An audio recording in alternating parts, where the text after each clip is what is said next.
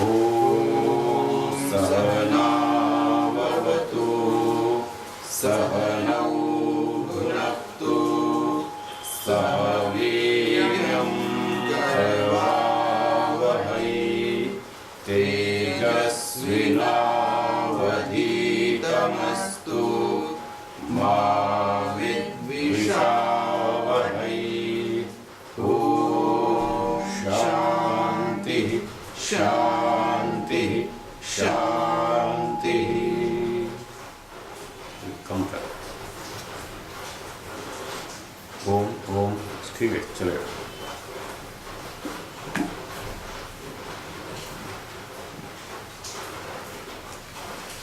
हाँ जी, सांख्य दर्शन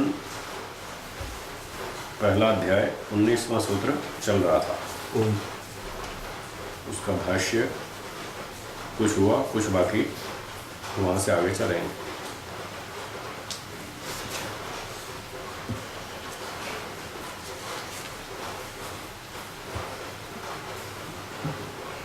तो तद्योगाद्रिते तयोर उभयोः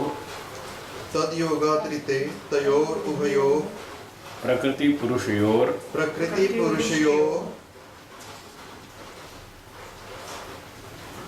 योगाद्रिते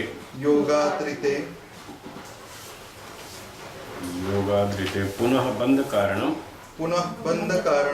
यत् कल्पयितुम शक्यते तद्विचार्यते अग्रिम सूत्र जातेन। तो यहाँ कह रहे हैं दोनों प्रकृति पुरुष के योग के अतिरिक्त और क्या बंधन का कारण हो सकता है, कल्पित किया जा सकता है, उसका विचार अगले सूत्रों से करेंगे।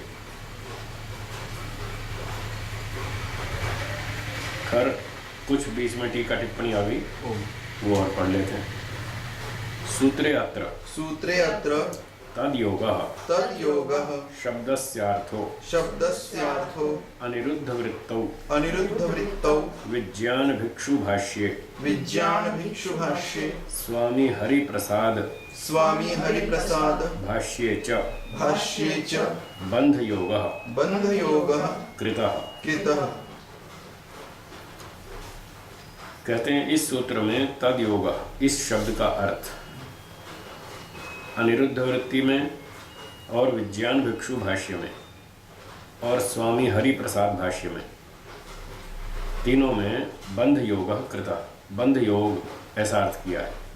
तद योग का अर्थ किया है बंध योग। परंतु अत्र तथार्थेन न भवितव्यम, परंतु यहाँ वैसा अर्थ नहीं होना चाहिए, अर्थात वो अर्थ जो उन्होंने किया है वो ठीक नहीं है। बोलिए यतः पूर्व सूत्रे पुरुषेण सह संबंधाय प्रकृति असमर्था परतंत्रत्वात् उक्ता। यथा क्योंकि पूर्व सूत्र में पुरुष के साथ संबंध जोड़ने के लिए प्रकृति को असमर्थ बताया था। प्रकृति असमर्थ है, वो स्वयं तो जाके बांधेगी नहीं पुरुष को, क्योंकि वो परतंत्र है, ऐसा बताया गया था।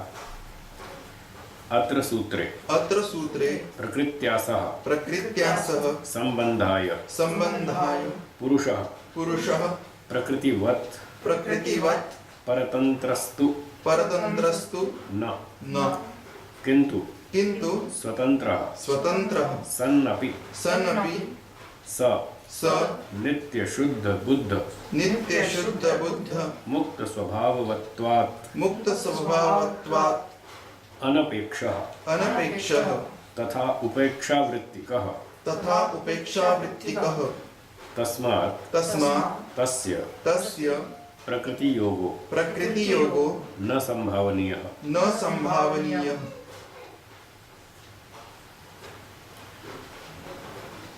तो इस सूत्र में प्रकृति के साथ संबंध जोड़ने के लिए पुरुष मतलब जीवात्मा, इस सूत्र में ये बात बताई कि जीवात्मा प्रकृतिवत परतंत्रस्तु न, प्रकृति के समान परतंत्र तो नहीं है, ये चेतन है, स्वतंत्र है, किंतु स्वतंत्र होता हुआ भी सन अपि स वह पुरुष जीवात्मा नित्य शुद्ध बुद्ध मुक्त स्वभाव वाला होने से अनपेक्षा, उसे कोई अपेक्षा नहीं, कोई आवश्यकता नहीं है प्रकृति से संबंध जोड़ने की, उसको कोई आवश्यकता नहीं है। तथा उपेक्षा वृत्ति कहा, और वो उपेक्षा वृत्ति वाला है। प्रकृति जड़ है और वो चेतन है, तो उसका तो वैसे ही स्वभाव तालमेल बैठता नहीं, तो वो क्यों जाएगा प्रकृति की तरफ? नहीं जाना चाहिए, नहीं जाएगा। तस्मात् इसलिए तस्य प्रकृति योगो न संभावनीय, इसलिए वो जाके प्रकृति में बंधे, ऐसी कोई संभावना नहीं है। तो पिछले सूत्र में कहा प्रकृति जाके नहीं बंधेगी, बांधेगी जीवात्मा को, वो जड़ है, पराधीन है। इस सूत्र में कहा जीवात्मा चेतन है, वो स्वयं नहीं बंधना चाहेगा, वो स्वतंत्र है, वो क्यों बंधेगा? तो दोनों ओर से निषेध हो गया। अतएव अत्र तद्योगः शब्दस्यार्थः प्रकृति योगः एव सत्यार्थः। इसलिए ब्रह्म मुनि जी कहते हैं यहाँ पर तद योग शब्द का सही अर्थ है प्रकृति योग, यही अर्थ ठीक है। हाँ जी। अन्यथा नित्य शुद्ध बुद्ध मुक्त स्वभावस्य इति कथनम वैयर्थ्यम स्यात्। अन्यथा जीवात्मा को जो बताया नित्य शुद्ध बुद्ध मुक्त स्वभाव वाला है, ये कहना बेकार हो जाएगा। ये तभी सार्थक है जब जीवात्मा उससे उपेक्षा वृत्ति रखे और स्वयं जाके न बंधे, उसमें फंसे नहीं। आगे पढ़ेंगे। पुरुषस्य नित्य शुद्ध बुद्ध मुक्त स्वभावत्वं तस्य तद्योग निषेधे प्रकृति योग निषेधे हेतु प्रदर्शनम। इस सूत्र में जीवात्मा प्रकृति के साथ जाके स्वयं नहीं बंधेगा, इस विषय में हेतु बताया है, क्योंकि वो शुद्ध बुद्ध स्वभाव वाला है, मुक्त स्वभाव वाला है, ये हेतु बताया। इस प्रकार से ये हेतु का प्रदर्शन किया, कथन किया कि वो स्वयं प्रकृति के साथ जाके नहीं बंधेगा। पुनश्च तद्योगाद्रिते इति अस्यार्थोपि तत्र उभयत्र अनिरुद्ध वृत्तौ विज्ञान भिक्षु भाष्ये च प्रकृति योगात् ऋते कृतः सोऽपि अयुक्तः एव। अगली बात कहते हैं स्वामी ब्रह्म मुनि जी कि तद योगाद्रिते, ये जो इस सूत्र का शब्द आया तद योगाद्रिते, अंतिम शब्द, इस शब्द का अर्थ भी उन दोनों भाष्यों में, अनिरुद्ध वृत्ति में और विज्ञान भिक्षु भाष्य में जो उन्होंने किया है प्रकृति योगाद्रिते, ऐसा अर्थ किया है। सोऽपि अयुक्ता है, वो भी गलत है, ठीक नहीं। पूर्वोक्तम हेतुद्वयम अत्रापि यतः, क्योंकि यहाँ भी वही पहले वाले दो हेतु लागू होते हैं जो पहले बताए थे। कथम ही स्यात् प्रकृति योगः प्रकृतिस्तु परतंत्र तद्द्वारा निषिद्ध एव। प्रकृति योग कैसे होगा? क्योंकि प्रकृति तो परतंत्र है, वो तो कर ही नहीं सकती, स्वयं जा ही नहीं सकती, चेतन तो है नहीं, इसलिए प्रकृति के द्वारा वो योग निषेध है, ये तो पहले ही कह दिया था। पुरुष द्वारा स्यात् प्रकृति योग। अब दूसरी कल्पना यह है कि पुरुष के द्वारा प्रकृति के साथ संबंध किया जा सकता है, वो चेतन है। अच्छा, प्रकृति योग तदापि न, ये तदपि न होना चाहिए, अशुद्ध है पाठ। तदपि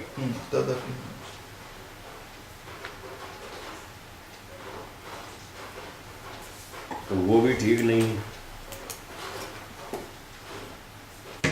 सोपि नित्य शुद्ध बुद्ध नित्य शुद्ध बुद्ध मुक्त स्वभाववान मुक्त स्वभाववान सन सन अनपेक्षः तद्द्वारापि प्रकृति योगो निषिद्धः। तो दूसरी कल्पना ये थी पुरुष के द्वारा प्रकृति योग होवे, वो भी ठीक नहीं है, वो भी नहीं है वास्तविकता, क्योंकि सोपि जीवात्मा भी नित्य शुद्ध बुद्ध मुक्त स्वभाव वाला होता हुआ सन, ऐसे स्वभाव वाला होता हुआ अनपेक्षा, उसको अपेक्षा नहीं, कोई आवश्यकता नहीं है, वो जाके बंधे। तद द्वारा भी प्रकृति योगो निषिद्ध। तो जीवात्मा के द्वारा भी प्रकृति के साथ जाके बंधना निषिद्ध है, वो भी नहीं करेगा। एवं उभय द्वारा निषिद्धे योगे एक पक्ष योगो न संभावनीय। इसलिए जब दो सूत्रों में दोनों के द्वारा निषेध किया कि वो दोनों नहीं जुड़ेंगे, तब फिर एक के बारे में कहना ये ठीक नहीं है, अधूरी बात हो जाती है। तो एक पक्ष का योग संभावित नहीं करना चाहिए, ऐसा अर्थ नहीं करना चाहिए। संभावनीयस्तु उभयाधीनः स्वस्वामी भाव रूपः शास्त्रांते स्वीकृतोस्ति।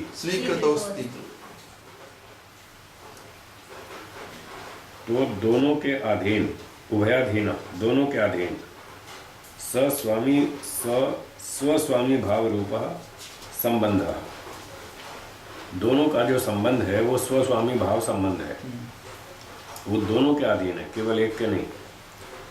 ये इसकी संभावना तो कर सकते हैं, जो कि शास्त्र के अंत में स्वीकार किया गया है कि प्रकृति और पुरुष का स्वस्वामी भाव संबंध है। प्रकृति इसकी संपत्ति है और जीव इसका स्वामी है। वो इसको अपनी संपत्ति मान लेता है और खुद इसका मालिक बन जाता है, फिर खाने पीने भोगने लगता है, फिर दुखी होता है, और जब छोड़ देता है तो जान छूट जाती है, फिर वो दुखों से परे हो जाता है, छूट जाता है। इस प्रकार से तथा च तद योगे भिन्न भिन्न हेतु नाम अयोग्यत्वम प्रदर्श्य अंते पंचपंचाशत्तमे सूत्रे तद योगस्य प्रकृति पुरुष योगस्य कारणम उक्तम अस्ति अविवेकः।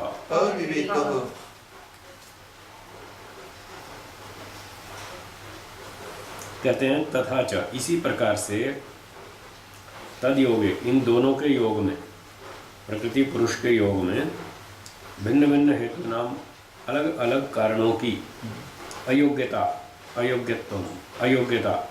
प्रदर्श्य दिखला करके, इस सारे प्रसंग के अंत में 55वें सूत्र में, अगर 55 उस 55वें सूत्र में तद योगस्य, उन दोनों के योग का, अर्थात प्रकृति पुरुष योगस्य, प्रकृति और पुरुष के इस संबंध का कारणम उक्तम अस्ति, कारण बताया गया है, और वो है बताया गया अविवेकः, अविवेक को कारण बताया अंत में 55वें सूत्र में। सूत्र है, बोलिए, तद योगो अपि अविवेकात् न समानत्वम। तो इस सूत्र में अविवेक को कारण बताया कि और जितने भी कारण हैं बंधन के, वो सब गौण हैं, सबसे मुख्य कारण अविवेक है, और कोई भी कारण इसके समान नहीं है, इसके तुल्य नहीं है, बाकी सबका मूल्य कम है, ये सबसे अधिक मुख्य कारण है अविवेक। तो योग दर्शन में जिसको अविद्या बताया था, अनित्य शुचि दुखानात्मसु नित्य शुचि सुखात्म ख्यातिर अविद्या, उसी अविद्या का नाम यहाँ अविवेक है।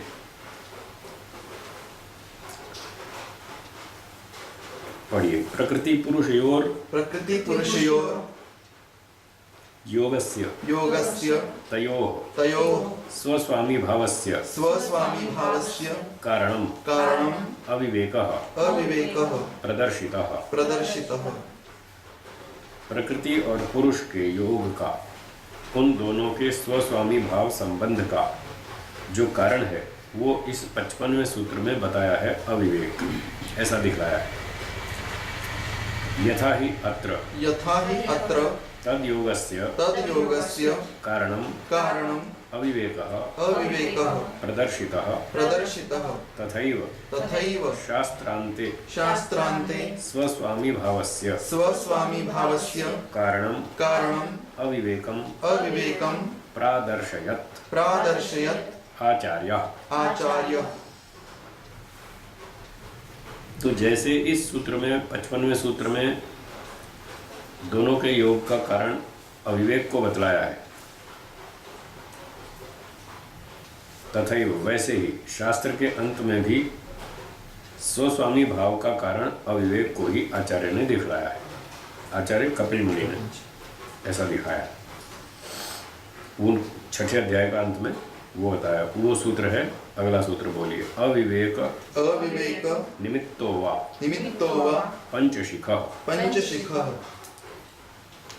पंचशिख एक आचार्य का नाम है जो सांख्य विद्या के जानने वाले थे। ऐसे गुरु शिष्य परंपरा में बहुत से आचार्य हुए, उनमें से एक का नाम है पंचशिख। तो ये उनकी शब्दावली में उन्होंने बात कही कि पंचशिख आचार्य ऐसा मानते हैं इस सारे स्वस्वामी भाव संबंध का कारण अविवेक है। इस तरह से अविवेक को फिर भी स्वीकार किया ही है। तस्मात् अनिरुद्ध वृत्तौ विज्ञान भिक्षु भाष्ये तथा स्वामी हरिप्रसाद वृत्तौ च नितान्तम अयुक्तम उक्तम। तस्माद इसलिए अनिरुद्ध वृत्ति में, विज्ञान भिक्षु भाष्य में और स्वामी हरिप्रसाद वृत्ति में जो इन्होंने भाष्य किया है वो सारा गड़बड़, ठीक नहीं किया उन्होंने। सूत्र का अर्थ सुनिए। न नित्य शुद्ध बुद्ध मुक्त स्वभावस्य तद्योगः। जीवात्मा नित्य शुद्ध बुद्ध मुक्त स्वभाव वाला है, सदा ही ऐसा रहता है। इसलिए वो जब सदा ही शुद्ध है, पवित्र है, तो वो प्रकृति में दुख भोगने के लिए क्यों जाएगा? तो वो नित्य शुद्ध बुद्ध होने से वो भी स्वयं जाके नहीं बंधेगा प्रकृति के साथ। तद योगाद्रिते। अब इन दोनों की ओर से जब निषेध हो चुका है, न तो जीवात्मा जाके बंधेगा न प्रकृति बांध सकती, तो इन दोनों के बंधन में कोई और ही कारण हो सकता है। कोई और कारण ढूंढो, जो भी हो उसकी खोज करो। ये 19वां सूत्र हुआ। 20वां इसकी भूमिका। अथ तद्योगस्य प्रकृति पुरुष योगस्य अन्यत् कारणं यत् कल्पयितुं शक्यते तद् विचार्यते। अब कहते हैं कि तद योगस्य उन दोनों के योग का, आगे उसको खोला है। स्वामी ब्रह्ममुनि जी की भाषा शैली ऐसी है, वो एक शब्द लिखते हैं फिर उसको खोल लेते हैं, फिर कभी कभी 2 बार 3 बार 4 बार भी खोलते जाते हैं ताकि पढ़ने वाला आसानी से समझ ले, पढ़ ले। तो तद योगस्य को खोल दिया प्रकृति पुरुष योगस्य। प्रकृति और पुरुष के योग का, बंधन का, संबंध का अन्यत् कारणम यत् कल्पयितुं शक्यते, और जो भी कोई कारण कल्पित किया जा सकता है, तद विचार्यते, उस पर विचार करेंगे, विचार किया जाता है। सूत्र 20। न अविद्यातो अपि अवस्तुना बंध अयोगात्। भाष्यम। विद्याया अभावो अविद्या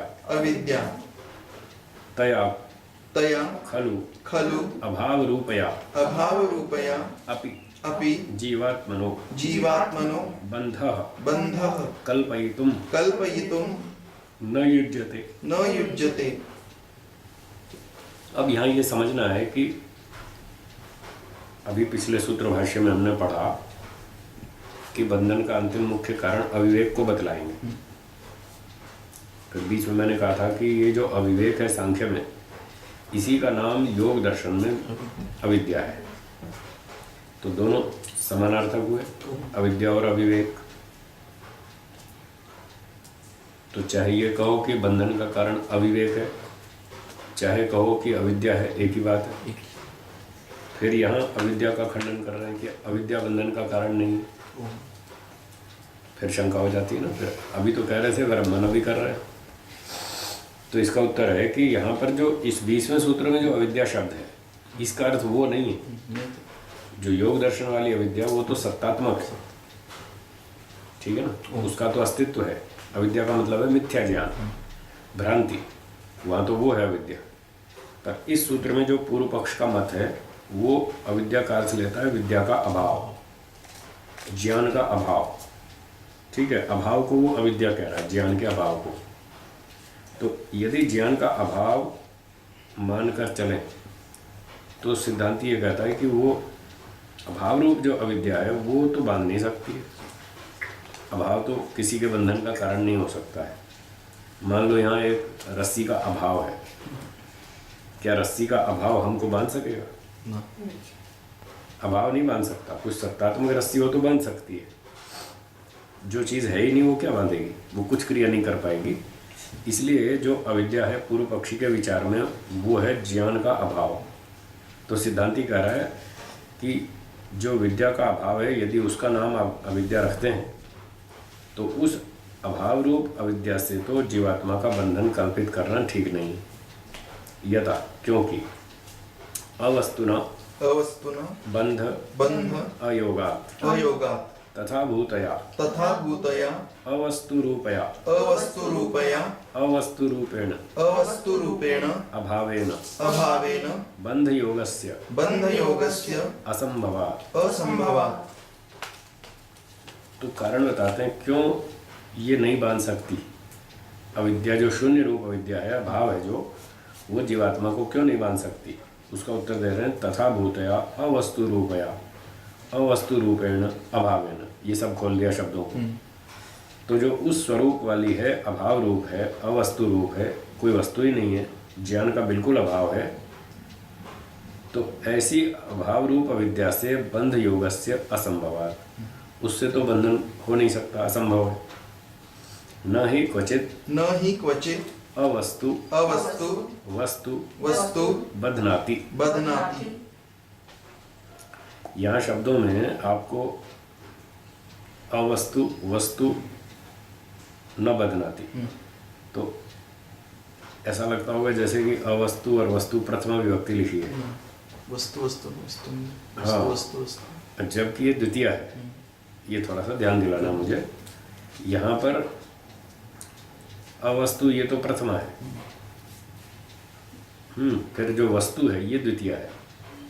जो अवस्तु है, वस्तु ही नहीं है, ये कर्ता शब्द हो गए। अवस्तु वस्तु न बधनाती, वो किसी वस्तु को नहीं बांध सकती है, सत्तात्मक चीज को नहीं बांध सकती है। तो यहाँ ये जो वस्तु शब्द है द्वितीय एक वचन है, नपुंसकलिंग होने से उसके रूप एक जैसे ही होते हैं प्रथमा और द्वितीय में। वस्तु वस्तुनि वस्तुनि वस्तु वस्तुनि वस्तुनि, तो ये समझना चाहिए। तो अभाव जो है वो किसी वस्तु को बांध नहीं सकता, ये नियम।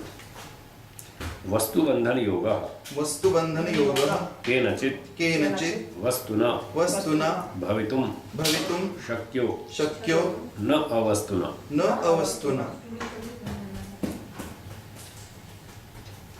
तो कहते हैं कि वस्तु बंधन योग जो है वो किसी वस्तु के द्वारा ही संभव है, अवस्तु के द्वारा संभव नहीं है। किसी वस्तु को बांधना कोई सत्तात्मक चीज ही कर पाएगी, अभाव रूप तो नहीं कर पाएगा। अभाव रूप वस्तु किसी को नहीं बांध सकती।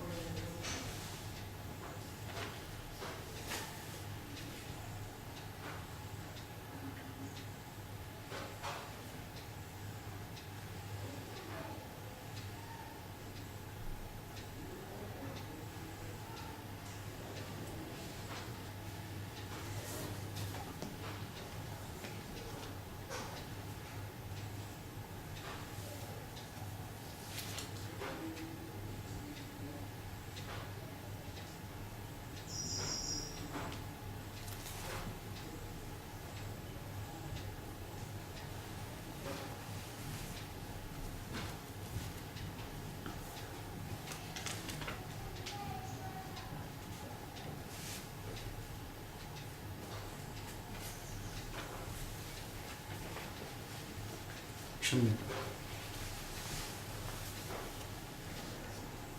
सूत्र 20 का अर्थ सुनिए।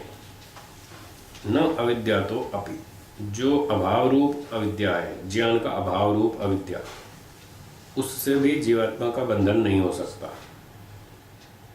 क्योंकि अवस्तुना बंध अयोगा। जो वस्तु ही नहीं है, शून्य रूप है, वो किसी चीज को क्या बांधेगी? नहीं बांध सकती, इसलिए वो भी बंधन का कारण नहीं मान सकते। अभाव रूप अविद्या। पुनः 21वां सूत्र, वस्तुत्वे वस्तुत्वे सिद्धांत हानि। सिद्धांत हानि। फिर कहते हैं यदि इसको वस्तु मान लें तो वैदिक सिद्धांत की हानि होती है। भाष्य से पता चल जाएगा।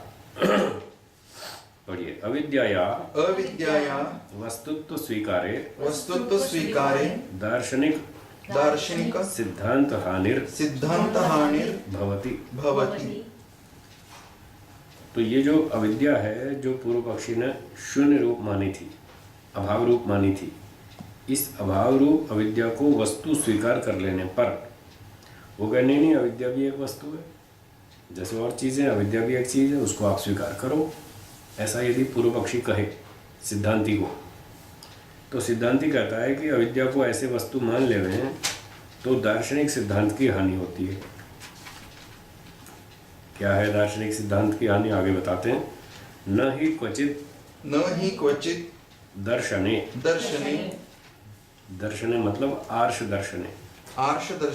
अभावो वस्तुत्वेन स्वीक्रियते।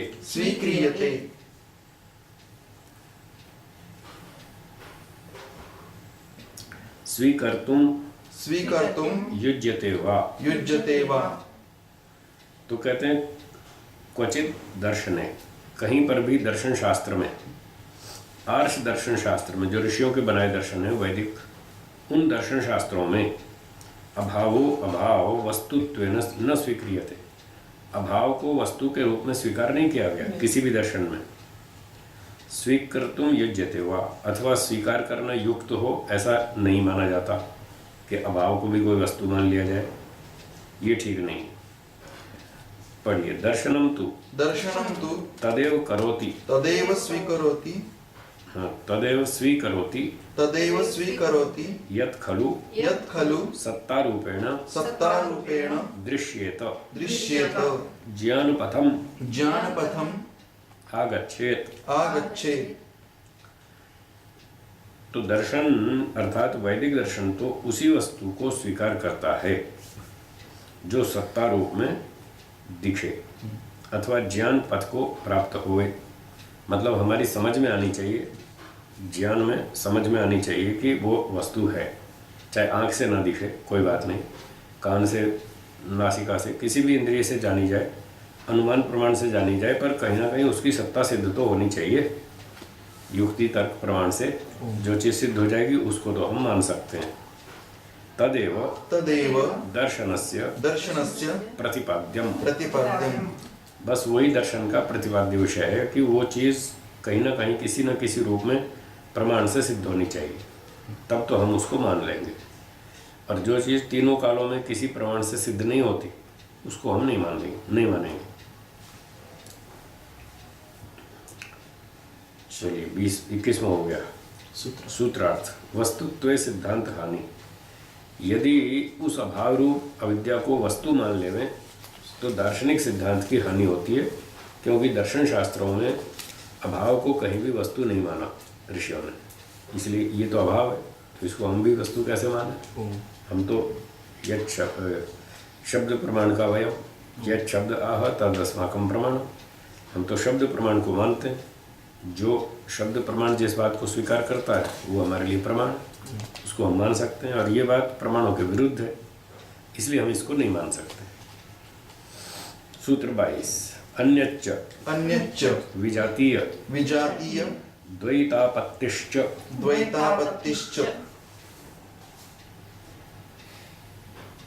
अन्यच्च और भी कहते हैं सिद्धांती। अथच भावाद भिन्नो अभावोपि वस्तु चेत स्वीक्रियेत स्वीक्रियेत। स्वीक्रियेत। तो कहते हैं और इसमें दोष ये आता है इस पक्ष में कि यदि भाव से भिन्न अभाव भी, भाव अलग चीज है, भाव का मतलब वस्तु, सत्तात्मक वस्तु, वो है भाव, और अभाव है जिसका कोई अस्तित्व ही नहीं, वो अभाव है। तो कहते हैं भावाद भिन्नो अभावो अपि वस्तु चेत स्वीक्रियेत। यदि भाव से भिन्न जो अभाव है, यदि उसको भी वस्तु मान लिया जाए तो क्या होगा? तदा तदा भावात् भावात् भिन्नस्य भिन्नस्य अभावस्य अभावस्य भाव विजातीय भाव विजातीय द्वैतम द्वैतम आपत्स्यते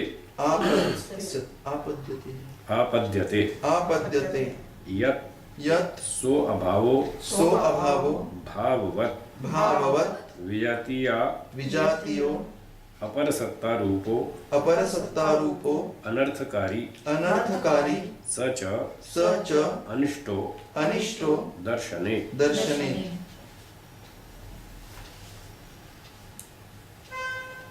कहते हैं अथच यह, और यदि ऐसा मान लिया जाए कि भावाद भिन्नो अभावो अपि वस्तु चेत स्वीक्रियत, भाव से जो अलग चीज है अभाव, भिन्न वस्तु जो है मतलब वस्तु का शून्य है, वो तो शून्य का नाम है अभाव। तो यदि भाव से भिन्न अभाव भी यदि वस्तु के रूप में स्वीकार कर लिया जाए, तदा तब भावाद भिन्नस्य अभावस्य, भाव से जो भिन्न है अभाव, उसके बारे में भाव विजातीय द्वैतम आपद्यते। दो प्रकार का भाव से विजातीय पदार्थ स्वीकार करना पड़ेगा। सो अभाव भाववत विजातीयो, वो जो दूसरा अभाव होगा वो भाव के समान वो है तो विजातीय, वास्तव में अभाव रूप है, तो वो विजातीय अपर सत्ता रूपो अनर्थकारी, वो एक और दूसरी सत्ता वाला स्वीकार करना पड़ेगा और वो अनर्थ करेगा। सच अनिष्टो दर्शन है, वो दर्शन शास्त्र में उचित नहीं है, योग्य नहीं है। वो कैसे नुकसान करेगा? उदाहरण के लिए इसको यूँ समझ सकते हैं, एक तो सत्तात्मक वस्तु हो गई और एक असत्तात्मक हो गई। इतना ही होता तो ठीक था, परंतु ये कह रहे हैं जो अविद्या है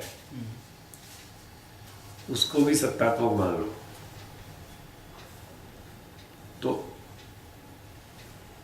अब जो अभाव है वो दो प्रकार का हो जाएगा, एक सत्तात्मक एक असत्तात्मक। चप्पल का जो अभाव है वो दो प्रकार का हो जाएगा, एक सत्तात्मक अभाव एक असत्तात्मक अभाव। तो बहुत गड़बड़ पैदा हो जाएगी। एक व्यक्ति पूछेगा भाई जाओ मेरे लिए पानी ले आओ, तो वो जाएगा, रसोई में पानी मिला नहीं, तो आके कहे साहब जल का तो अभाव है, लाऊं कहाँ से, पानी तो खत्म हो गया। अच्छा ये सत्तात्मक अभाव खत्म हुआ है कि असत्तात्मक खत्म हुआ है? तो सब जगह झंझट हो जाएगा, हर जगह व्यक्ति को पूछना पड़ेगा कौन से अभाव की बात कर रहे हो, जो सत्तात्मक है उसकी अभाव की बात कर रहे हो या जो असत्तात्मक है उसकी बात कर रहे हो। तो कदम कदम पे संशय और भ्रांतियां पैदा होंगी। इसलिए ये बात ठीक नहीं मानना कि अभाव को भी वस्तु रूप माना जाए, ये ठीक नहीं है। दो ही चीज़ मानो, एक भाव और एक अभाव, बस खत्म बात। और जो भावात्मक है वो तो रस्सी है, वो बांध लेगी, और जो है ही नहीं कुछ भी, अभाव है तो वो कुछ नहीं बांध सकती। इसलिए इस अविद्या से कोई बंधन होने वाला नहीं, जो कि अभाव रूप अविद्या है।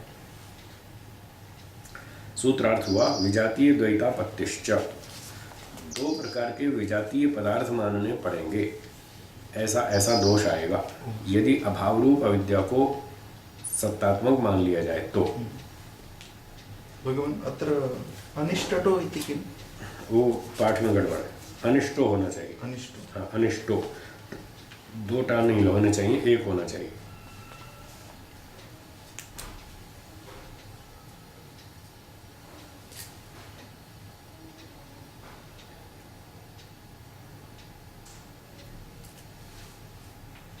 ठीक है जी। ओम। सूत्रार्थ हो गया। ओम। 23वां सूत्र बोलिए। विरुद्ध विरुद्ध उभय रूपा उभय रूपा चेत चेत 24वां सूत्र न न तादृक् तादृक् पदार्थ पदार्थ अप्रतीतेः। अप्रतीतेः। ये दो सूत्र इकट्ठे ही हैं और इनमें 23वां सूत्र पूर्व पक्षी का है, 24वां सिद्धांति का है। भाष्यम अनयोः सूत्रयोः अनयोः सूत्रयोः एक वाक्यता अस्ति। एक वाक्यता अस्ति। इन दोनों सूत्रों में परस्पर संबंध है। यदि ही अविद्या अविद्या वस्तु अवस्तुभ्यां वस्तु अवस्तुभ्यां विरुद्धा विरुद्धा न वस्तु न वस्तु न अपि अवस्तु न अपि अवस्तु किंतु विरुद्धा सति खलु उभय रूपा अस्तीति कल्प्येत तर्हि सिद्धांति कहता है कि यदि अविद्या को वस्तु और अवस्तु दोनों से विरुद्ध रूप वाली माना जाए। पूर्व पक्षी कह रहा है कि ऐसी मान लो, ये जो हम अविद्या बता रहे हैं ये सत्तात्मक भी नहीं है, असत्तात्मक भी नहीं। असत्तात्मक पर आपत्ति थी ना सिद्धांति को। यदि असत्तात्मक वस्तुएं भी मान ली जाएं तो फिर क्या होगा कि या तो अभाव दो तरह के हो जाएंगे या भाव दो तरह के हो जाएंगे। ये दो तरह का विरोध उत्पन्न होगा, क्योंकि अभाव को यदि वस्तु मान लिया, इस अविद्या के तुल्य सभी चीज़ों का जो अभाव है उसको भी वस्तु मान लिया, तो एक असली सत्तात्मक वस्तु और एक अभाव रूपी वस्तु। तो कोई व्यक्ति कहेगा जरा बाजार से मेरे लिए मिठाई ले आना, तो वो पूछेगा सत्तात्मक मिठाई लाऊं कि असत्तात्मक मिठाई लाऊं, कौन सी लाऊं? हर जगह गड़बड़ हो जाएगी। तो इसलिए जब ये आपत्ति उठाई सिद्धांति ने कि अभाव को यदि वस्तु माना जाए तो ये व्यवहार में दोष आएंगे, अव्यवस्था उत्पन्न हो जाएगी, शंका संशय सब जगह पर भ्रांति आदि उत्पन्न होते रहेंगे। इसलिए इस तरह की अविद्या को मानना ठीक नहीं है। तब पूर्व पक्षी ने कहा कोई बात नहीं, आप ऐसा करो, जो वास्तव में अविद्या है उसको वस्तु और अवस्तु दोनों से अलग तीसरे ढंग की मानो। वो सत्तात्मक भी नहीं है, असत्तात्मक भी नहीं है, तीसरे ढंग की वस्तु है। तो न वस्तु न अपि अवस्तु किंतु विरुद्धा सति, उनसे और तीसरे प्रकार की होती हुई उभय रूपा अस्ति, वो दोनों रूप वाली है, भाव भी नहीं और अभाव भी नहीं, ऐसे रूप वाली है। ऐसा मान लो तो इति कल्पेत तर्हि। तो सिद्धांति उत्तर कहता है न एतत् कल्पयितुम युज्यते। भाई पूर्व पक्षी, ऐसी बात की कल्पना करना तो उचित नहीं है कि वो न तो वस्तु है न अवस्तु है, बिल्कुल तीसरे ढंग की है। ऐसी बात तो मानना उचित नहीं है, वो स्वीकार नहीं हो पाएगी हमसे। क्यों नहीं हो पाएगी? कारण बताते हैं। यतः तादृशस्य पदार्थस्य प्रतीतिः उपलब्धिः न भवति केनापि प्रमाणेन। सिद्धांति कहता है ऐसी वस्तु की तो प्रतीति या उपलब्धि या सत्ता किसी भी प्रमाण से सिद्ध नहीं होती, जिसका भाव भी ना हो और अभाव भी ना हो। ऐसी तो कोई चीज़ दिखती नहीं दुनिया में, किसी भी प्रमाण से सिद्ध नहीं होती। और आप अविद्या को इस तरह की सिद्ध करना चाह रहे हैं तो ये तो बात गलत है। प्रमाण के द्वारा जो सिद्ध नहीं होती वो बेकार है, उसको नहीं स्वीकार कर सकते। कोई चीज़ प्रमाण से सिद्ध होती हो तो मान सकते हैं हम। सूत्रार्थ 23 और 24 का। पूर्व पक्षी 23वें सूत्र में कहता है विरुद्धो भय रूपा चेत, यदि ये दो विरुद्ध स्वरूप वाली अविद्या मान ली जाए तो है भी नहीं और नहीं भी नहीं, है भी नहीं और नहीं भी नहीं, दोनों ही नहीं, तो तीसरे अलग ढंग की मानो। तो सिद्धांति कहता है ना, ये बात ठीक नहीं है, ऐसी चीज़ हम नहीं मान सकते, क्योंकि तादृक पदार्थ अप्रतीत है। इस तीसरे ढंग का जो पदार्थ है, जिसकी सत्ता भी नहीं और असत्ता भी नहीं, ऐसा तीसरे ढंग का जो पदार्थ है उसकी किसी प्रमाण से सिद्धि नहीं होती। जब किसी प्रमाण से उसकी सिद्धि होती ही नहीं तो फिर हम कैसे मान लें? नहीं मान सकते।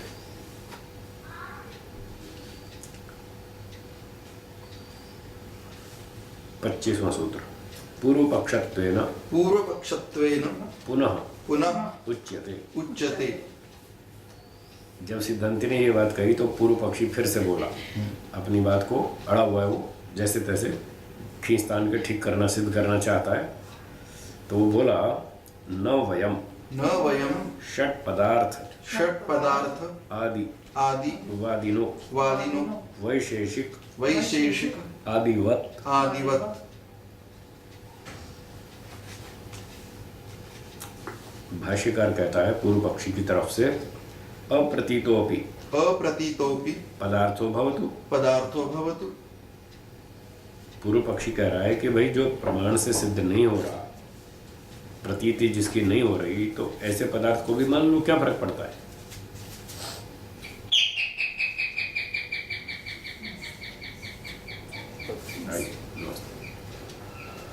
तो ऐसे पदार्थ को मानने में क्या दिक्कत है।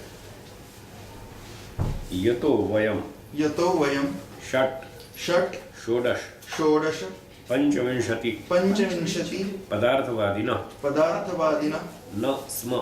न स्म। भाई ऐसी एक और चीज और भी मान लो, इसमें क्या कठिनाई है। सिद्धांति कहता है कि हम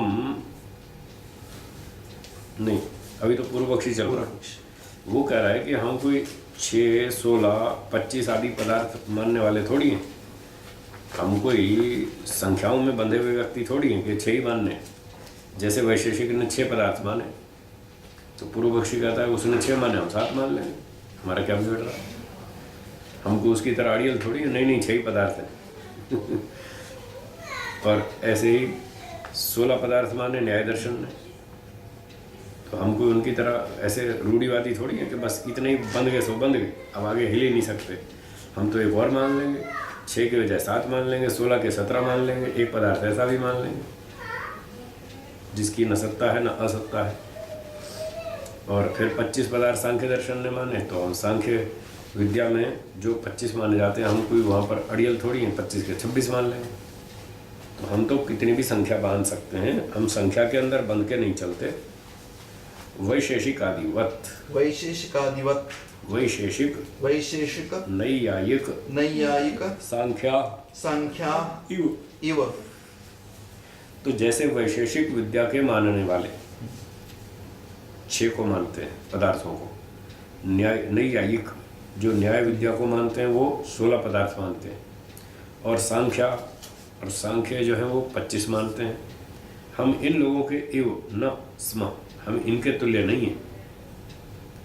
यथा तैः षट षट षोडश षोडश पंचविंशति पंचविंशति संख्याकाः संख्याकाः पदार्थाः पदार्थाः नियम्यते नियम्यन्ते नियम्यन्ते। नियम्यन्ते। तो जैसे इन लोगों के द्वारा 6, 16 और 25 संख्या वाले पदार्थ नियमित किए जाते हैं, नियम में बांध दिया उन्होंने कि बस हम 6 ही मानेंगे, हम 16 मानेंगे, हम 25 मानेंगे, हमको इनकी तरह कोई रूढ़िवादी तो है नहीं, हम कोई आइडियल तो है नहीं, हम तो और भी मान लेंगे। तो ऐसे एक विद्या आप भी मान लो, क्या दिक्कत है। ऐसा पूर्व पक्षी ने कहा।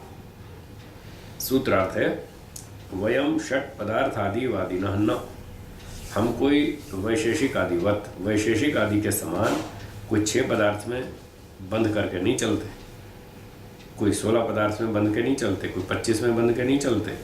एक संख्या और बढ़ा लो, ऐसे अविद्या को भी मानो, अलग ढंग का जो पदार्थ है जिसकी न सत्ता है न असत्ता है, ऐसा मान लो। अत्र वैशेषिकादि कथनम गुणवशात् अस्ति न तो संज्ञावशात्।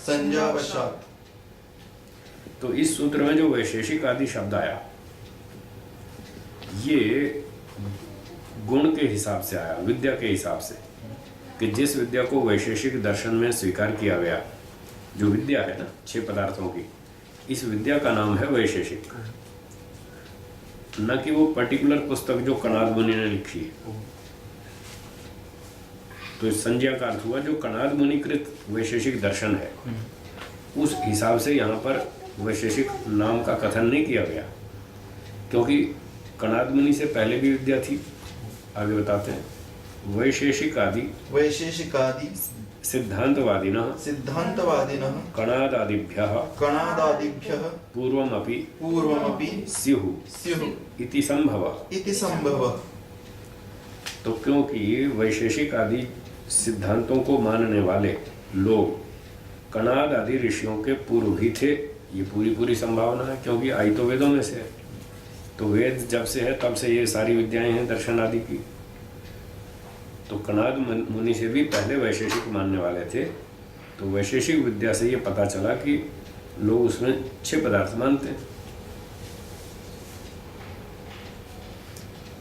तो यहाँ ये स्पष्टीकरण था कि वैशेषिक आदि जो शब्द कथन है ये गुणवशात है, संज्ञावशात नहीं है। कोई पर्टिकुलर पुस्तक का नाम नहीं ले रहे, उस विद्या का नाम ले रहे हैं जो समय समय पर विद्वान लोग बोलते रहते हैं, सिखाते रहते हैं। सूत्रार्थ है न वयम षट पदार्थ आदि वादिनो, हम कोई 6, 16, 25 आदि संख्या में बंधे हुए पदार्थ वाले व्यक्ति नहीं है, वैशेषिक आदि के समान, जैसे उन शास्त्रों में इतनी संख्या निश्चित मानी। अगला सूत्र 26 अनियतत्वेऽपि अनियतत्वेऽपि न अयौक्तिकस्य न अयौक्तिकस्य संग्रहो संग्रहो अन्यथा बाल उन्मत्तादि समत्वम। अब सिद्धांती उत्तर देता है इसका। पदार्थानां षट षोडश पंचविंशति संख्या नियता न स्यात्।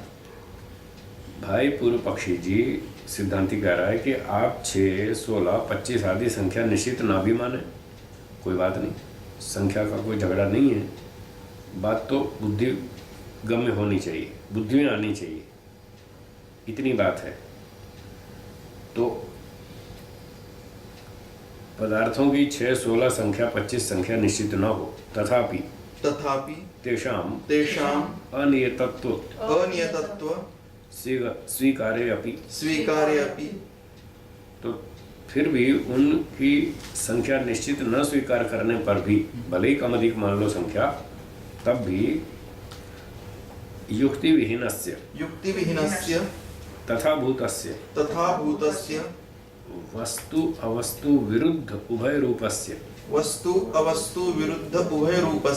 संग्रहणम स्वीकारो न भवति। कोई बात नहीं, सिद्धांति कहता है संख्या आप निश्चित मत करो, 6, 8, 10, 12, 25 जितनी मर्जी मानो, 6 की 7 मानो, 16 की 17 मानो, 25 की 26 मानो, 30 मानो, जो भी मानो, इसका झगड़ा नहीं है। बात तो ये है उनकी संख्या निश्चित स्वीकार न करने पर भी युक्तिहीनस्य, जो युक्ति से विहीन है, ऐसी वस्तु तो कम से कम नहीं मानी जा सकती, जिसमें कोई तर्क ही नहीं है, कोई बुद्धि में बैठती नहीं बात, वो तो हम स्वीकार नहीं करेंगे। तो युक्ति विहीनस्य तथा भूतस्य वस्तु अवस्तु विरुद्ध उभय रूपस्य संग्रह। तो उस तरह की जैसी वस्तु आप बता रहे हैं कि न वो वस्तु है न वो अवस्तु है, दोनों से ही उल्टे तीसरे स्वरूप वाली है, ऐसा जो आप कह रहे हैं, इस बात का तो संग्रह अर्थात संग्रहण अर्थात स्वीकार नहीं हो सकता। ये अकल के विरुद्ध है, बुद्धि के विरुद्ध है, इसलिए ये बात तो हम नहीं मानेंगे और ना आपको माननी चाहिए। अन्यथा बाल उन्मत्त आदि समत्वम भाष्यम अयौक्तिक स्वीकारे अज्ञो बालो अज्ञः। अच्छा हाँ, अयौक्तिक वस्तु को स्वीकार करने पर जो है वो बालक व्यक्ति कहलाएगा, बालक अज्ञानी होता है ना। बिना युक्ति तर्क के ऐसे ही बात मानते जाओ, ये तो बच्चों वाली बात है, अज्ञानियों की बात है। किसी ने कह दिया भाई मनुष्य के सींग होते नहीं, उसने कहा होते हैं, मैंने जर्मनी में देखे थे। भाई कैसे देख लिए? होते ही नहीं। अरे होते हैं नहीं होते, इससे क्या फर्क पड़ता है, तुम मान लो ना, ये कोई बात हुई, तुम मान लो ना। तो ये युक्ति विहीन बात है, इसको स्वीकार नहीं किया जा सकता। इसलिए वो जो ऐसी बात स्वीकार करेगा वो तो फिर अज्ञानी है, बालक है, बच्चों की तरह बात करता है, बुद्धिमानों की तरह नहीं करता। उन्मत्तो उन्मत्तो मानस रोगेण मानस रोगेण उन्मनाः, उन्मना। तो या तो वो बच्चा है या फिर वो उन्मत्त है। उन्मत्त का अर्थ खोला इन्होंने, मानस रोग से युक्त है। उन्मनाः, जिसका मन ठीक नहीं है, मानसिक रोग है, उसको बीच बीच में दौरे पड़ते रहते हैं, और कोई मरीज का दौरा, कोई दूसरा दौरा, कभी ऐसे दौरे की हालत में तो पता नहीं क्या कुछ बोल डाले, तब उसकी बात कोई प्रमाणिक थोड़ी है, वो तो रोगी है। तो जो मानसिक रोगी है उसका कोई वाक्य वचन प्रामाणिक नहीं होता, फिर तो उसकी तरह से आपकी बात हो जाएगी यदि हम मान लेंगे तो। आदिना आदिना मादक द्रव्य मादक द्रव्य सेवनेन सेवनेन भ्रांतः, भ्रांतः। जो सूत्र में आदि शब्द है, बाल, उन्मत्त, आदि, आदि शब्द से कह रहे हैं कि ऐसा अर्थ लेना चाहिए कोई व्यक्ति जो मादक द्रव्य के सेवन से भ्रांति में पड़ गया हो। जैसे कोई अफीम खा ली हो, किसी ने भांग पी ली हो, शराब पी ली हो। अब अफीम खा के, भांग पी के, शराब पी के तो आदमी नशे में हो जाएगा। नशे में तो वो कुछ भी बोलेगा, कहेगा मैं महाराष्ट्र का मुख्यमंत्री हूँ। नशे में तो कुछ भी बोल देगा वो कहेगा मैं यहाँ का पुणे का कलेक्टर हूँ।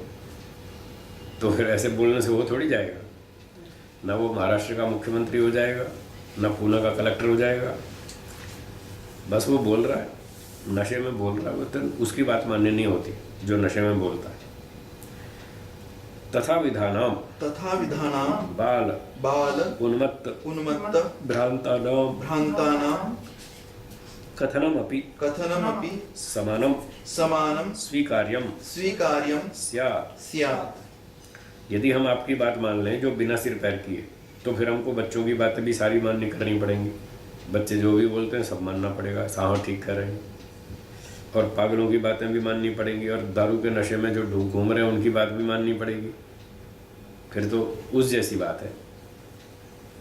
तस्मात् तस्मात् न तथाविधो न तथाविधो अविद्या पदार्थः अविद्या पदार्थः स्वीकर्तुं स्वीकर्तुं योग्यः योग्यः पुनः पुनः तस्मात् तस्मात् बन्धः बन्धः इति कथनस्य इति कथनस्य न अवसरः। न अवसरः।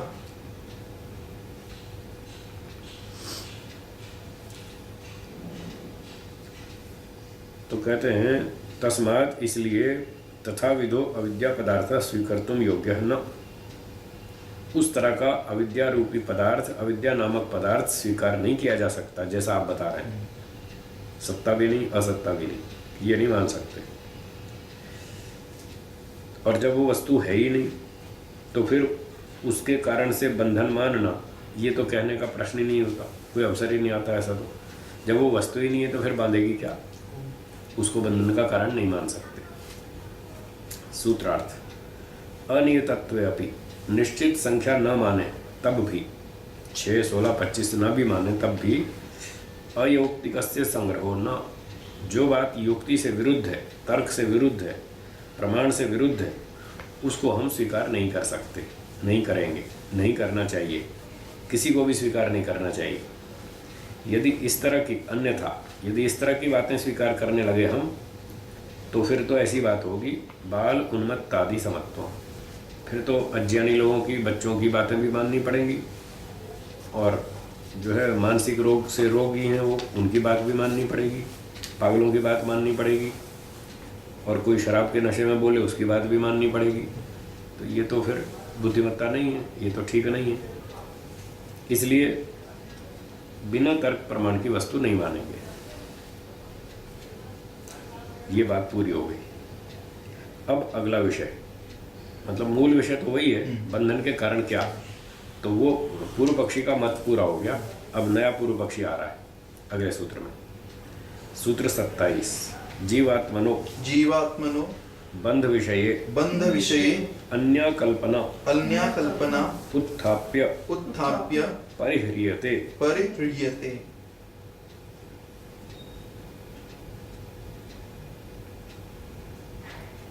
कहते हैं जीवात्मा के बंधन के विषय में एक अन्य कल्पना उठाकर उसका परिहार करते हैं।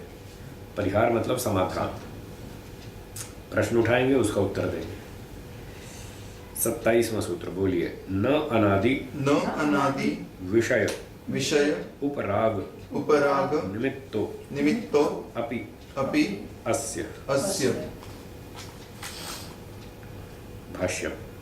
अनादि विषय अनादि विषय उपरागो उपरागो निमित्तम निमित्तं यस्य यस्य तथा भूतो तथा भूतो अनादि विषय अनादि विषय उपराग निमित्तको उपराग निमित्तको बंध। बंधः। तो अनादि काल से विषयों का जो उपराग है, संबंध है, मतलब कितने ही हजारों लाखों जन्मों से हम इन वस्तुओं के साथ संबंध जोड़े चले आ रहे हैं। ये मेरी संपत्ति है, ये मेरा मकान है, ये मेरी गाड़ी है, ये मेरा परिवार है, ये मेरे बच्चे हैं, ये फलाना है, ये सब चीज़ें मेरी। इस तरह का जो हम अनादि काल से बहुत लंबे करोड़ों लाखों वर्षों से जो हम संबंध बनाते चले आ रहे हैं वस्तुओं के साथ, भौतिक वस्तुओं के साथ, उस अनादि विषय उपराग, उसके साथ जो हमने राग बना लिया, संबंध जोड़ लिया अनादिकाल से, वो निमित्तम यस्य तथा भूतो, वो है कारण जिसका, ऐसा, तथा भूतो इस प्रकार का, अनादि विषय उपराग निमित्त को बंधा। तो अनादिकाल से विषयों के प्रति जो राग हो गया, उस राग के कारण से जीवात्मा का बंधन हो गया। तो अनादिकाल से जो चला आ रहा है, पूर्व प्रवाह से अनादिकाल से, वो भी बंधन का कारण नहीं हो सकता। अब ये बात जो है क्षणिकवाद के संदर्भ में कही जा रही है, वैदिक पक्ष में नहीं। ये जो दोष दिखा रहे हैं क्षणिकवाद के पक्ष में दोष दिखा रहे हैं, क्योंकि आगे बढ़ते हैं। प्रवाहेण प्रवाहेण अनादि विषय अनादि विषय वासना वासना निमित्तको निमित्तको अपि अपि किल अस्य किल अस्य जीवात्मनो जीवात्मनो बन्धः स्यात् बन्धः स्यात् इति अपि इति अपि न वक्तुं न वक्तुं शक्यते। शक्यते। कहते हैं प्रवाह से अनादि विषय वासना के कारण से जो जीवात्मा का ये बंधन हो गया है, इस तरह से कहा भी नहीं जा सकता, इस तरह से भी नहीं कहा जा सकता जिस तरह से आप कह रहे हैं, वो भी कहना उचित नहीं है। क्यों? पढ़िए। क्षणिकवादे क्षणिकवादे दोषापत्ति दोषापत्ति एषा एषा योज्या योज्या चतुस्त्रिंशे चतुस्त्रिंशे सूत्रे सूत्रे तत्पक्ष तत्पक्ष प्रत्यक्षत्वात्। प्रत्यक्षत्वात्। कहते हैं ये जो दोष हम बता रहे हैं, ये क्षणिकवाद की मान्यता में दोष आएगा जो हम बता रहे हैं। अपने वैदिक पक्ष में तो ये नहीं आएगा दोष। क्षणिकवाद की चर्चा 34वें सूत्र में बिल्कुल प्रत्यक्ष है। ये था 27वां। 6-7 सूत्र के बाद 34वें सूत्र में स्पष्ट है कि वहाँ बताया है हर वस्तु क्षणिक है। तो उसी को ध्यान में रखकर ये बात यहाँ पर कही जा रही है। हर वस्तु जब क्षणिक है तो जो अनादिकाल से विषयों का राग है वो भी तो क्षणिक है, फिर वो कैसे बंधन में हमको बांध लेगा? हर वस्तु क्षणिक है तो वो राग भी क्षणिक है, तो अगले क्षण में तो वो नष्ट हो ही जाएगा। इसलिए अनादिकाल से अर्थात बहुत लंबे वर्षों से, प्रवाह से अनादिकाल से जो सांसारिक भोग्य पदार्थों के प्रति जो राग है, उसको क्षणिकवाद की मान्यता के अनुसार तो बंधन का कारण नहीं कह सकते, क्योंकि वहाँ हर चीज़ क्षणिक है, जीवात्मा भी क्षणिक है, चित्त भी क्षणिक है, हर चीज़ क्षणिक है, तो वहाँ बंधन भी क्षणिक है। उसके हटाने के लिए फिर कोई जोर लगाने की आवश्यकता ही नहीं हो, तो ऑटोमेटिक ही खत्म हो जाएगा। इसलिए वो बात ठीक नहीं है उनकी।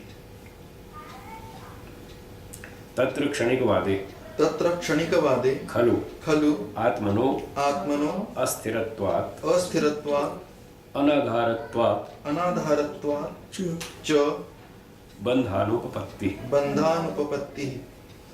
क्षणिकवाद में आत्मा के अस्थिर होने से और अनाधारत्वाच्च, और कोई आधार वाला न होने से बंधन की असिद्धि होती है। वहाँ पर बंधन का कोई कारण सिद्ध नहीं हो रहा। इसलिए वहाँ बंधन ही नहीं बन ही नहीं पाएगा। तो ये मान्यता उनकी गलत है, ठीक नहीं। बांधने वाली वस्तु भी तो एक क्षण तक रहती है, तो अगले क्षण तो वो नष्ट हो जाएगी, तो बांधेगी कैसे? हर चीज क्षणिक है वहां तो, इसलिए वो मान्यता ठीक नहीं। सूत्र 27 का अर्थ, न अनादि विषयोपराग निमित्तो अपि अस्य। तो जो अनादिकाल से अर्थात प्रवाह से कितने ही जन्मों से विषयों के प्रति राग है, जो उनके प्रति आसक्ति है, संबंध है, वो भी अस्य कारणम न, इसका निमित्त अथवा कारण नहीं हो सकता। कि जो बताया था जीवात्मा का जो बंधन है भोगों के विषयों के संबंध से हो गया राग के कारण, तो वो भी नहीं हो सकता। क्षणिकवाद में ये दोष है, क्योंकि क्षणिकवाद में हर चीज एक क्षण के बाद स्वयं ही नष्ट हो जाती है। फिर और दोष दिखाते हैं इसी पक्ष में, तथा न बाह्य आभ्यंतरयोः उपरंजक भावोऽपि देश व्यवधानात् सृग्नस्थ पाटलिपुत्रस्थयोः इव। तथा इस पक्ष में और दोष दिखाते हैं कि बाह्य विषयोपरागो, बोलिए, बाह्य विषयोपरागो जीवात्मनो बंधस्य निमित्तम इति यदुक्तम कथमपि न युक्तम तत्। कहते हैं अभी अभी आपने जो अपने पक्ष में कहा पूर्व पक्षी जी ने कि बाह्य विषयों के साथ जो उपराग है, जो संबंध है, जो राग है, आसक्ति है, ठीक है, वो इस जीवात्मा के बंधन का कारण जो कहा गया है वो भी नहीं कह सकते, वो भी कहना उचित नहीं है। जो आपने कहा है वो भी ठीक नहीं है। यतो, बोलिए, यतो बाह्यस्य विषयस्य उपरंजक भावो आभ्यंतरस्य आत्मनः उपरंज्य भावो अपि न संभवति। तो चाहे बाह्य वस्तु चाहे आभ्यंतर, दो का जो संबंध होगा उसमें एक चीज दूसरे को अपने स्वरूप से रंग लेगी, उसको बांध लेगी। तो कहते हैं कि बाह्य विषय का उपरंजक भाव, जो बाह्य पदार्थ है, खीर, पूरी, हलवा, लड्डू, मिठाई आदि, वो बाह्य विषय का जो है वो उपरंजक भाव है, अर्थात वो रंगने वाला भाव है। वो दूसरे को रंग देता है, बांध लेता है, खींच लेता है। मिठाई जाओ तो बाजार में आपको खींच लेगी। वो खींचने वाला जो भाव है उसका आभ्यंतरस्य आत्मनः उपरंज भावोपि न संभवति। आत्मा शरीर के अंदर और मिठाई शरीर से 10 फीट दूर, तो इतनी दूर रखी हुई चीज आत्मा को नहीं बांध सकती, नहीं भासा सकती, उसमें आकर्षित नहीं कर पाएगी। क्यों नहीं कर पाएगी? यतः देश व्यवधानात् विषयाः सन्ति शरीरात् बहिर् आत्मा च शरीरस्य अंतरे। तो कहते हैं कि 10 फीट दूर रखी हुई मिठाई जीवात्मा को यहाँ से नहीं बांध सकती। क्यों नहीं बांध सकती? कहते हैं विषया सन्ति शरीरात् बहिर्, शरीर से बाहर, विषय तो दूर है। जबकि आत्मा च शरीरस्य अंतरे, आत्मा शरीर के अंदर है, तो 20 फुट दूरी से कैसे बांधेगा वो? केला, संतरा, अंगूर, फल, मिठाई कुछ भी हो, वो 20 फीट दूर रखा है, कैसे बांध लेगा? यतः देश व्यवधानात्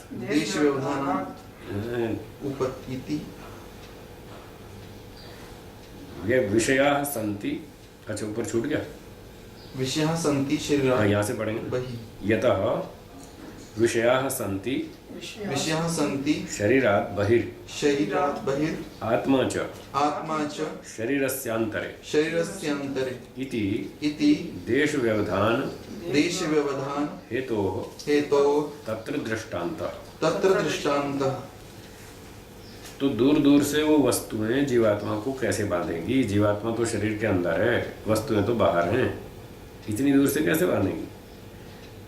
विषया संति शरीरात् बहिर्, वो बाहर है विषय। आत्मा च शरीरस्य अंतरे, आत्मा शरीर के अंदर है। इस तरह देश व्यवधान के हेतु से, देश का व्यवधान दूरी, दूरी जो है वो बंधन में बाधक है। इस कारण से दूर वाली वस्तु जीवात्मा को नहीं बांध पाएगी। तत्र दृष्टांतः, इस विषय में एक दृष्टांत दिया है सूत्रकार ने।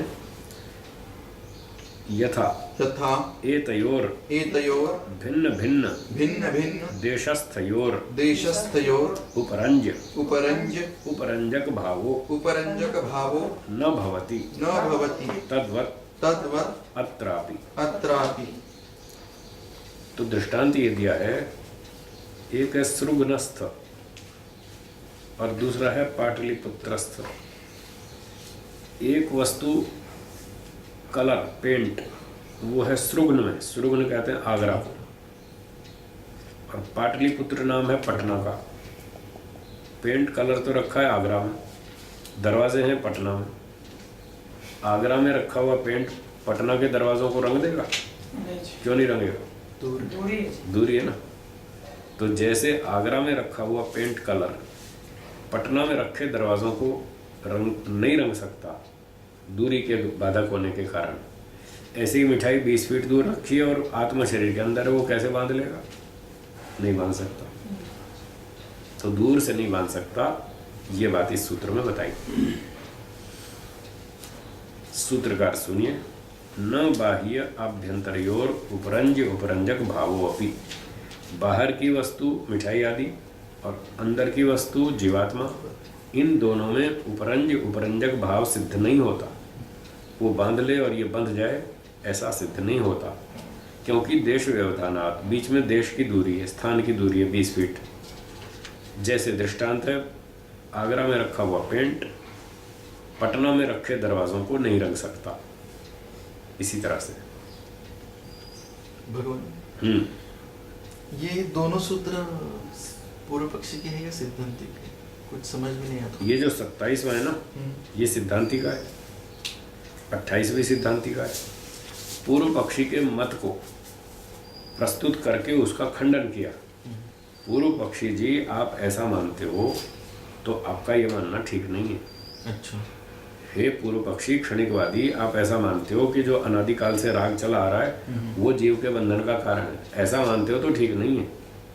इस तरह बोल तो सिद्धांति रहा, उसके मत को प्रस्तुत करके बोल रहा है। अच्छा। और ये ऐसे 28वें में भी कहा कि जो बाहर की चीज़ है वो अंदर वाली आत्मा को रंग नहीं सकती, दोनों में दूरी है। ये भी सिद्धांति कह रहा है, क्योंकि उसके मत में तो वो स्वीकार कर रहा है कि बाहर की चीज़ें उसको आत्मा को बांध लेती हैं, फंसा लेती हैं। तो इसने कहा नहीं, दूर से कैसे फंसाएगी? जैसे दूर रखा पेंट दूर रखे अलमारी दरवाज़ों को पेंट नहीं कर सकता, कलर नहीं कर सकता, इसलिए आपकी ये मान्यता ठीक नहीं है। ठीक है, सूत्रार्थ हो गया।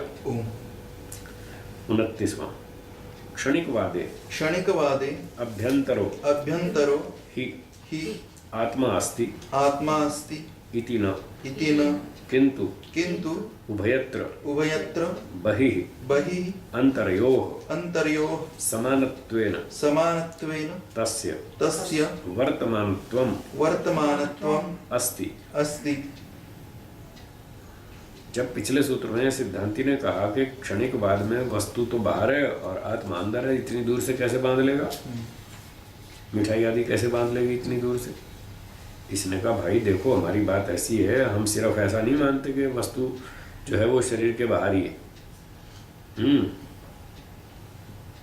और जो है आत्मा अंदर है। क्षणिकवादे अभ्यंतरो आत्मा हस्ति इति न, आत्मा शरीर के अंदर ही है, केवल हम इतना ही नहीं मानते, किंतु हम तो ये मानते हैं उभयत्र बहिरंतरयो समानत्वेन तस्य वर्तमानत्वम् अस्ति। आत्मा शरीर के अंदर भी और बाहर भी है। आत्मा तो सब जगह फैला हुआ है, सर्वव्यापक है, ऐसा ऐसा हम मानते हैं। तो जब आत्मा सब जगह फैला है, अंदर भी है बाहर भी है, तो जहाँ मिठाई है तो वहाँ भी तो आत्मा है, वहीं आपस में वो बंधन हो जाएगा उनका, पास पास तो है। मिठाई की दुकान पर ही बंधन हो जाएगा, मिठाई भी वहीं है और आत्मा भी वहीं है, वहीं दोनों आपस में बांध लेंगे।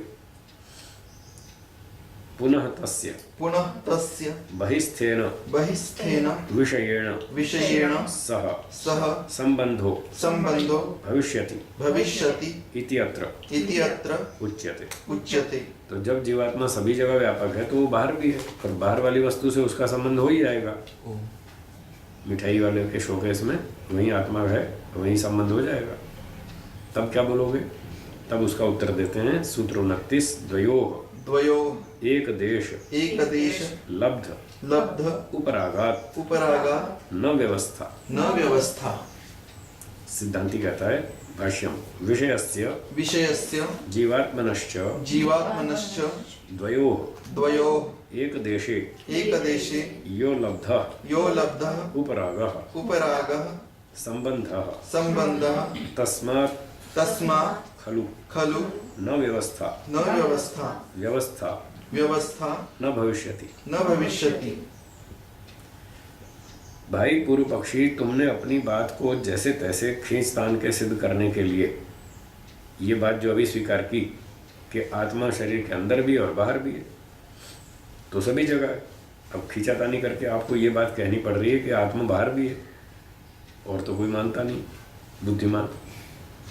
तुम ऐसी खींचातानी कर रहे हो और कह रहे हो कि बाहर आत्मा है और वो मिठाई के साथ जुड़ जाएगा। तो कह रहे हैं सिद्धांति, विषयस्य जीवात्मनश्च द्वयोर एक देशे यो लब्धः उपरागः संबंधः। चलो जीवात्मा और विषय दोनों ही वहाँ इकट्ठे हैं मिठाई वाले स्थान पर, और वहाँ उन दोनों का जो संबंध हो जाएगा, तस्मात् खलु, ऐसा मानने से तो व्यवस्था न भविष्यति, इससे तो व्यवस्था नहीं बन पाएगी। कब? क्षणिकवाद में फिर व्यवस्था नहीं बनेगी। कैसे नहीं बनेगी? बंधस्य मोक्षस्य च सर्वेषां आत्मनां च क्षणिकत्वात् सर्वेपि बद्धा भविष्यन्ति शरीरिणो अशरीरावा स्युः विषयेण सह सर्वेषां समान संबंधात्। भाई बंधन मुक्ति की कोई व्यवस्था ही नहीं बन पाएगी, सब गड़बड़ हो जाएगा ऐसा मानेंगे तो। जैसा आप कह रहे हैं, क्षणिकवाद में बंध और मोक्ष की कोई व्यवस्था नहीं बनेगी। सभी आत्माओं के क्षणिक होने से सब के सब बंधन में आ जाएंगे, क्योंकि हर चीज क्षणिक है। तो जो मुक्ति में है आत्मा, उसका मोक्ष भी तो क्षणिक है। एक क्षण में वो मोक्ष खत्म हो जाएगा, फिर वापस आके बंधन में पड़ जाएगा वो भी।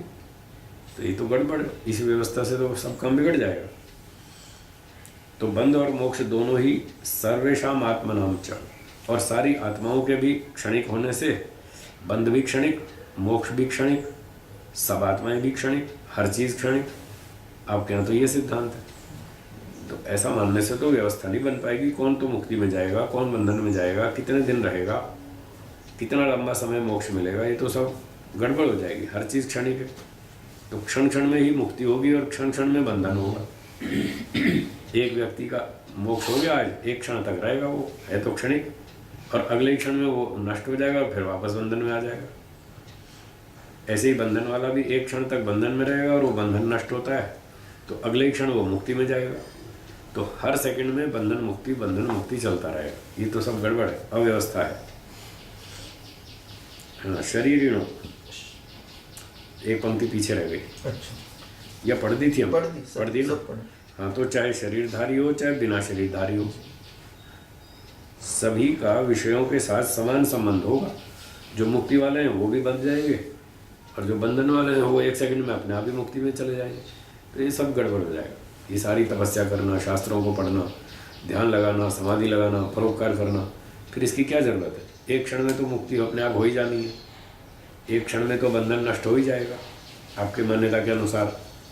तो ये सब करना व्यर्थ होगा, इसलिए वो ठीक नहीं है। सूत्रार्थ है द्वयोः एक देश लब्ध उपरागात न व्यवस्था। दोनों वस्तुएं, जीवात्मा भी और भोग्य पदार्थ भी, दोनों जब मिठाई आदि वहाँ एक स्थान पर उपलब्ध हो जाएंगे और उनका जो संबंध हो जाएगा और उसके संबंध से बंधन माना जाएगा, ऐसी सारी मान्यताओं में तो न व्यवस्था, बंधन मुक्ति की व्यवस्था नहीं रहेगी, सब पुरुषार्थ बेकार हो जाएगा। इसलिए ये आपकी मान्यता ठीक नहीं है। हाँ जी, इसको यहाँ विराम देते हैं। ओम ओम